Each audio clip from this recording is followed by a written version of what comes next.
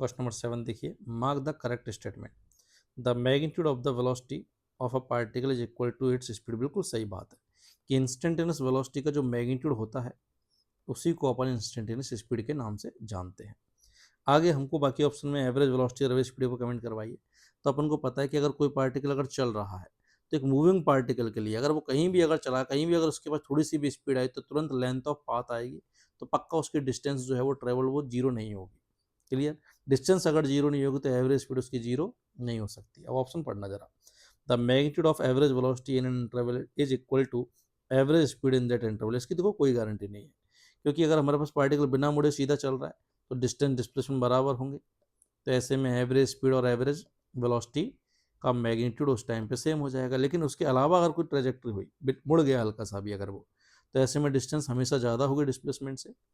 तो average speed भी ऐसे में हमेशा ज़्यादा हो जाएगी एवरेज वेलोसिटी के मैग्नीट्यूड से। तो उनके सेम होने की गारंटी नहीं है, एक पर्टिकुलर केस में ही सेम होंगे। इसने क्या बोला है, the magnitude of the average velocity in an interval is always equal to average speed. बिल्कुल गलत बात है, ऐसा हमेशा सही नहीं होगा।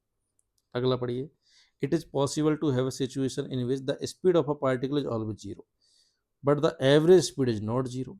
क्या बोला है कि पार्टिकल की स्पीड तो हमेशा जीरो है। स्पीड हमेशा जीरो होने का मतलब वो चला ही नहीं है, और चला ही नहीं है तो डिस्टेंस भी कितनी हो जाएगी, जीरो। और डिस्टेंस ही नहीं चला तो एवरेज स्पीड को भी क्या होना पड़ेगा, जीरो ही होना पड़ेगा। वो बिल्कुल ही नहीं चला, हमेशा ही रेस्ट पे है, तो डिस्टेंस भी जीरो, एवरेज स्पीड भी जीरो होगी। इसने क्या बोला है कि स्पीड तो जीरो है but average speed not zero. ऐसा नहीं हो सकता भाई। क्लियर? अगर वो चला ही नहीं है तो एवरेज स्पीड तो जीरो होनी ही पड़ेगी, तो ये भी रॉन्ग हो गया। It is possible to have a situation in which the speed of a particle is never zero but the average speed in interval is zero.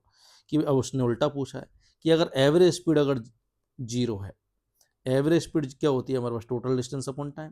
अगर एवरेज स्पीड जीरो है मतलब वो डिस्टेंस चला ही नहीं है, और डिस्टेंस अगर चला ही नहीं है तो उसके पास स्पीड एनी टाइम जो है वो हमेशा जीरो ही होनी पड़ेगी। अगर उसके पास किसी भी मोमेंट पर अगर स्पीड हुई तो थोड़ा तो चल ही जाएगा वो।